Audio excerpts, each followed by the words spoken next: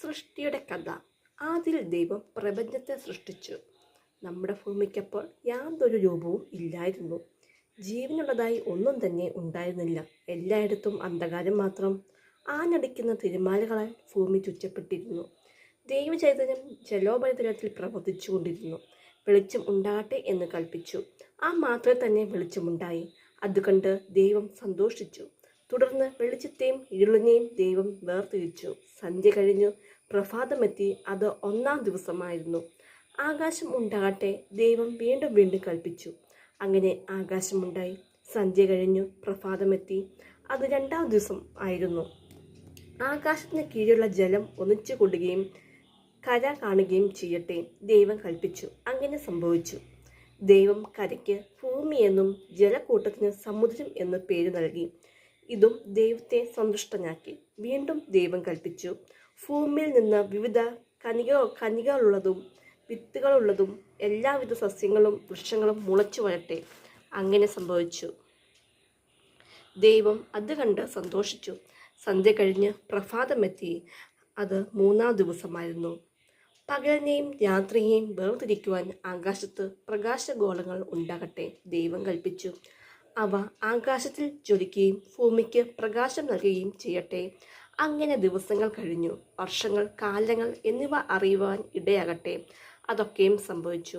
അപ്പോൾ ദൈവം സന്തോഷിച്ചു. സന്ധ്യ കഴിഞ്ഞു, പ്രഭാതമെത്തി. അന്ന് 4-ാം ദിവസമായിരുന്നു. വീണ്ടും ദൈവം അരുളി ചെയ്തു, ജലത്തിൽ വിവിധ തരം ജീവജാലങ്ങളും ആകാശത്തിൽ പർവ്വജാതിയും ധാരാളമായി ഉണ്ടാകട്ടെ. അതെല്ലാം ഉളവായി. ദൈവം ആഹ്ലാദഭരിതനായി. ജലജന്തുക്കൾക്കും പറവകൾക്കും കുഞ്ഞുങ്ങളുണ്ടായി. സന്ധ്യ കഴിഞ്ഞു, പ്രഭാതമായി. അത് 5-ാം ദിവസമായിരുന്നു. അങ്ങനെ ദൈവം ഇവയെ എല്ലാം സൃഷ്ടിക്കുകയും വളരെ സന്തോഷിക്കുകയും ചെയ്തു. ഇനിയും നാം മനുഷ്യ സൃഷ്ടിക്കും.